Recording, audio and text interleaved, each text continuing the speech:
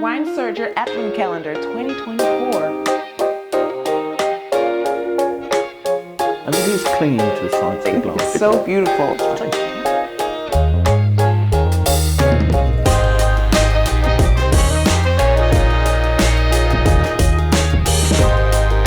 Hey everyone, welcome back to day 17 of Wine Surger Advent Calendar 2024, Wines of America. I think today's going to be really interesting because the winemaker of today's wine is also the winemaker on the 24th. Oh, you spotted that. No, that's a good point. Mm-hmm. So this is a little peek. Indeed. The winemaker is somebody called Benoit Touquette. He's a Frenchman working in California, but a Frenchman who has consulted as a winemaker at some of California, Napa Valley's leading wine estates. So he worked with Screaming Eagle, other top producers, Ovid and Arietta. So some of the real top names in California's wine industry. This particular wine is from a brand called Teeter-Totter. It's their proprietary red blend. Most of the wines in their range are Cabernet-based wines from the Napa Valley, but this is slightly different in that Benoit became interested in a district within Paso Robles called Willow Creek district, which is sort of up towards the Santa Lucia Mountains, sloping down towards the Salinas Valley. So an area that gets quite a bit of cooling in terms of maritime influence, and so a quality region in a slightly less well-known wine area.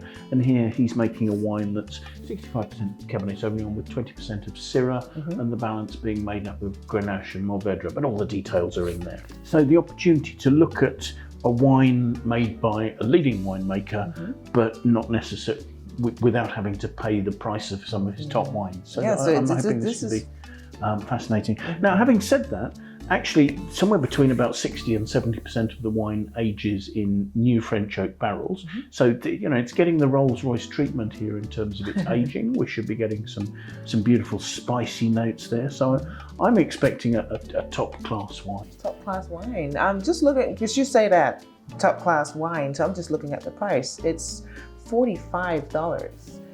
This is a really well-known winemaker, and it's a top-class wine. So $45, that seems... So let's have a look at the wine and see if it lives up to what they're saying. Let's do it.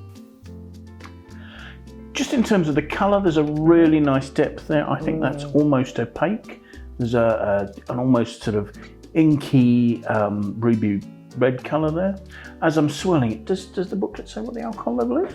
It's 14.8. 14.8. So there should be plenty of richness and ripeness in there. And yes, not surprisingly, it's forming some fairly obvious tears on the side of the glass there. It's sticking there. So see what you make of the aromas. Gosh, there's a combination there of sort of opulent black fruit, but also some notes of sort of high ripeness, almost sort of raisin notes, black olives, that sort of the deeper, darker, richer end of the ripeness spectrum there. I'm expecting this to be quite a concentrated sort of wine. Like full bodied? Well, let's taste and see. Let's try it.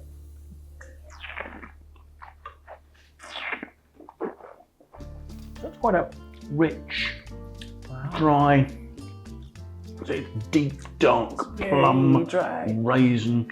There's almost a minty touch at the back of it as well. Do you note that? But yes, there's a drying effect from the tannins there. Sort of slightly grainy tannins. That's from the time it's spent in new oak. Can you get some cedary notes at the back as well? Yes. It's just like sort of tinkling a little bit. A little bit of sort of toastiness, cedariness, almost a smokiness, I suppose. And you notice the alcoholic warmth at the end there, and that's just it's adding richness to the wine, but it's also helping to sort of just pick out those sweet spice notes. This is the nutmeg, the cinnamon. Yeah, it's not overpowering. I feel like it's well blended still. It's nicely harmonious. I mean, it's got a presence. That's a chunky wine, but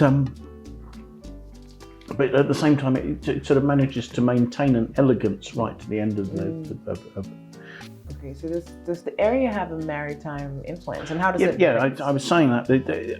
What's the effect of the maritime influence? The Salinas Valley tends to act as a funnel during the day, so you'll get cool winds being drawn inshore and going offshore, and that will help to slow the ripening of the fruit and enable the grapevine to retain its acidity. So particularly in the evenings when it's cool, the grapes don't get too hot, and the acidity in the grapes doesn't decrease, and so that enables the winemaker to leave the grapes on the vine a little bit longer, so their flavours develop more.